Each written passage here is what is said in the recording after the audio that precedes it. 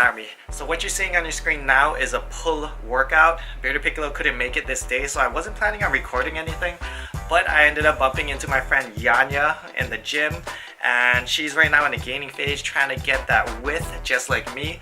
So she decided to jump in with my workout. She previously had done a crap ton of back already, but she decided to jump in, so that's why we're recording. So anyways, Yanyah is a physique competitor. She just finished doing 2 shows. She placed first in both shows, and in her last show she took the overall. She has an amazing physique. As you probably saw in the thumbnail, I probably used one of her pictures, or as you can see here. And I'll also link her Instagram right here, so go and give her a follow. Also, any negative comments about her, you will be blocked. So yeah, anyways, let's get into that Q&A. First question, what is the reason you started the YouTube channel and how did you become so popular? So the reason I started this YouTube channel is just to make a difference in this world. I know 100,000 people is nothing but a smidget of the world, but when I lie on my deathbed, I want to look back and be like, yo Matt, you gave this life everything you could. You tried to make an impact on people's lives, and you did everything you could to make the world just a little bit better than what it was before I got here, you know? And that's pretty much it. I just want to live this life to the fullest and make a difference, make an impact on as many people as I can. I have the ultimate goal of getting up to 1 million subscribers, you know, helping 1 million people, and that's what we're gonna do. How did you become so popular? I just networked with the right people. I came out with consistent content, and I've always tried to come out with good content that helps people, helps you guys, the viewers that watch. How often do you go home to Hawaii for a visit, and whenever you're there, can you vlog your next trip? I go to Hawaii about once or twice a year. Hawaii is far from New York. It's like a 11-12 hour plane ride, and I hate planes just because I get ADHD and I feel like I want to just jump off and go skydiving again. But yeah, I go home once or twice a year. You can watch any of my old Hawaii videos if you want to see me back home in Hawaii. You will see a lot more of Hawaii later on this year, so stay tuned. How do you stay disciplined to do all your workouts, exercises, sets, reps, and avoid skipping them during a cut? So what this guy is asking is, because you're in a cut, your energy is lower, your strength is coming down, especially if you're prepping. I mean, it's inevitable that you're going to get to a point in your cut where your strength starts depleting and you get weaker and weaker. I saw when I was cutting.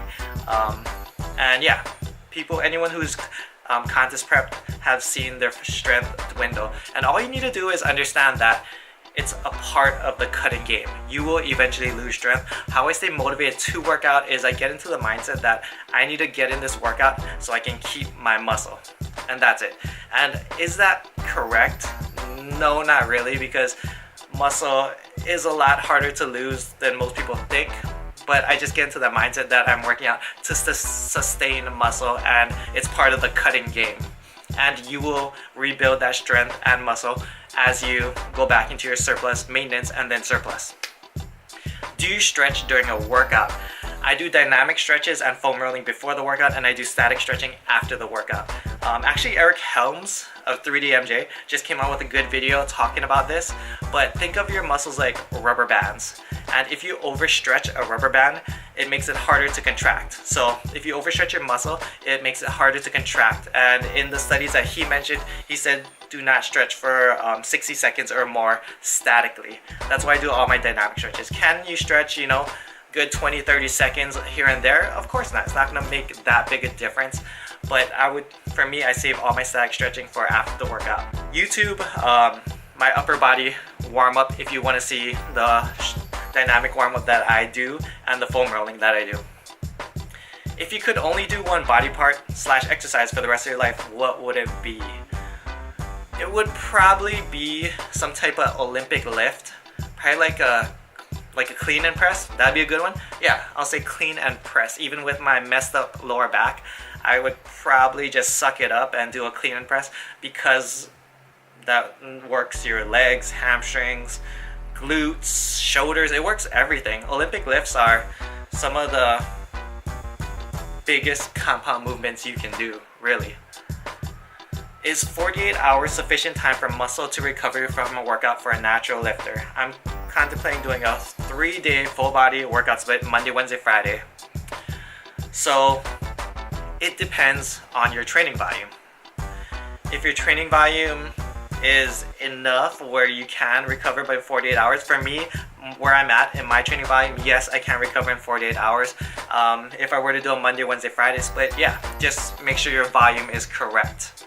You can, any workout, you can hit a full body workout every damn day if you wanted to, if your training volume is on point. Keep that in mind. There's no right way to work out. If there was a right way or best way to work out, then we'd all be working out the same way, but there isn't.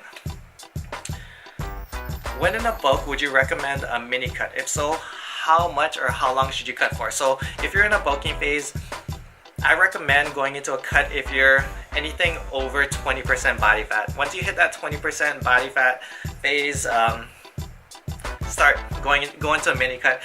It depends how fat you are, obviously, how long you're in a mini cut for. If you're like 20+% body fat, cut down to about 15 and then start slowly increasing calories from there. So how long is dependent on how fat you are. And I would just cut, let's say you're at like 20% body fat, you want to cut back down to 15 or maybe a little bit under 15. I would just do it pretty aggressively. I would drop like anywhere from 300 to 500 calories, add in a couple cardio sessions and go from there. And do it for maybe like 6 to 8 weeks or something like that, and just see how your body reacts. How to progressive overload? I watch a lot of videos. I heard progressive overload a lot. I'm not sure how to. Thank you. So progressive overload is simple. You either 1, get stronger, 2, increase volume, or 3, increase training frequency. Those are the 3 main ways to increase overload. How can you get your carbs higher for the next cut? So they're talking about your metabolism and your maintenance calories. How can you get your maintenance higher so you can cut on higher calories for your next cut? And keep in mind that maintenance it's a moving target. So every day your maintenance is going to be slightly different depending on what workout you did. Maybe you did a leg day and expended a lot more calories that day. Maybe you did a pull day, which is my easiest workout, and you expended less calories. So keep in mind that maintenance, there's no direct maintenance. It's always a moving target depending on how much energy you expend during that day. So for the most part, your metabolism is your metabolism. Whatever your metabolism is at, it's basically going to be part of your genetics. How fast your parents' metabolism was. Now, the easiest way to increase your metabolism is to gain muscle. Outside of that, you can't really do much. So if you have a slow metabolism like a potato, then chances are you can increase that potato a little bit, but only by increasing your muscle mass. Now, yes, you can kill your metabolism and slow it down by dropping calories too fast and crashing your metabolism. I do believe in that. Can you increase your strength while at a deficit of calories? Yes, you can. Bearded Piccolo lost 20 pounds already, and all his lifts are going up. It wasn't until we're on like our 8th week or 8th or 9th week of doing my Saiyan Strength and Aesthetics program, and this was the first week where he's finally like struggling on his lifts. So yes, you can, but it will not be forever.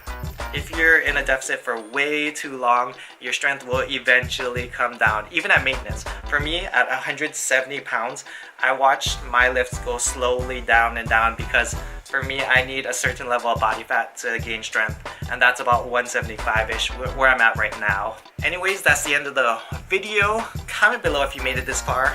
Saiyan Army. Hashtag Saiyan Army. And I'll see you guys in the next video. Much love, strength, and honor. Aloha. Vegeta, what does the scouter say about his power level? It's over 9,000!